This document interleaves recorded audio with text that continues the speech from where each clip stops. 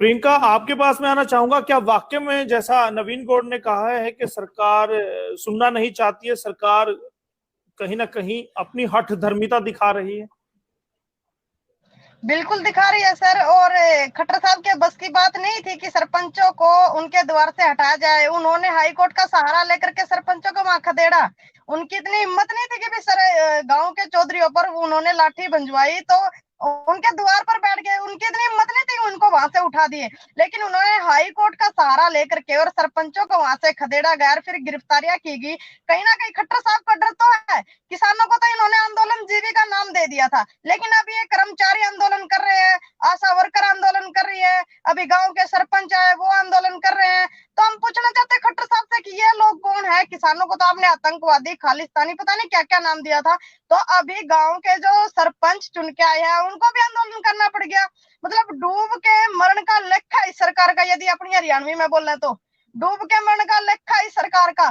क्योंकि गांव के जो चौधरी होते हैं ना उनको भी आंदोलन करना पड़ गया। तो मतलब यूं समझो कहीं लोकतंत्र और सरकार नाम की चीज ही नहीं है हरियाणा प्रदेश और इस देश के अंदर। हर वर्ग रोड पे बैठा किसी ना किसी मुद्दे को लेकर के। और आंदोलन को कमजोर करने की जहां तक टीवी चैनलों पर बहुत से ये लिंक डाले गए हमने देखा है, तो आंदोलन हमारा कमजोर नहीं हुआ। जितनी हमारे ऊपर लाठियां बांधेंगे, जितना अत्याचार करेंगे सरपंचों के ऊपर, हमारा एक पावर बैंक हम फुल करके लेके आए हैं पंचकुला से आंदोलन का। हमारा आंदोलन जितना चार्ज हुआ उसकी बैटरी हमारी फुल है। और करनाल में 11 तारीख को हम दिखाएंगे खट्टर साहब को। फिर यदि आज हमारा समझौता नहीं होता, हमारी सहमति, हमारी मांगों को सरकार यदि नहीं मानती, तो हम चैन से बैठने वाले लोग नहीं है।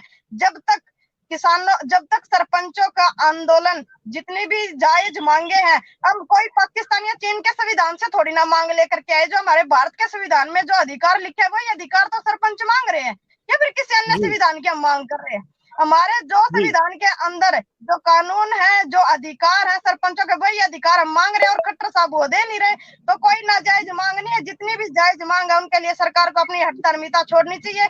कहीं ऐसा ना बने कि जिस तरह किसानों के साथ प्रधानमंत्री जी ने किया था कि भी मैं कानून समझा नहीं पाया किसानों को और मैं हाथ जोड़ के माफी मांगता हूँ, कहीं ऐसा हाल फिर खट्टर साहब के साथ ना हो कि भी मैं सरपंचों को समझा नहीं पाया और फिर मैं हाथ जोड़ के माफी मांग रहा हूँ। कोई ऐसा टाइम निकल जाए कि आपको माफी भी ना मिले और फिर 2024 के अंदर आपका हिसाब चुकता करके भेजे हैं सरपंच भाई। मतलब कोई ऐसा रवैया रखो सरकार की 2024 के अंदर आप लोगों को गांव के अंदर भी घुसना है। ऐसा काम कर लो भी गांव के लोग आपको पानी तक पिला दे। लेकिन ऐसा काम ये लोग कर नहीं रहे, क्योंकि ये लाठियां ना सिर्फ सरपंच पर लगी हैं, पूरे गांव पर ये लाठी लगी है। जब गांव के एक चौधरी पर लाठी लगी है तो लेकिन लेकिन प्रियंका, अगर हौसले के रथ पर किसान सवार थे, अगर आपको लगता है कि आपने किसानी आंदोलन जीत लिया, सरकार को हरा दिया, आप हौसले में हैं, तो आपको लगता है कि इस आंदोलन को भी आप जीत लेंगे, तो सरकार भी तो, नगर निकाय के चुनाव होते हैं, नगर पालिकाओं के प्रधानों की जो पावर है उनको कम किया था,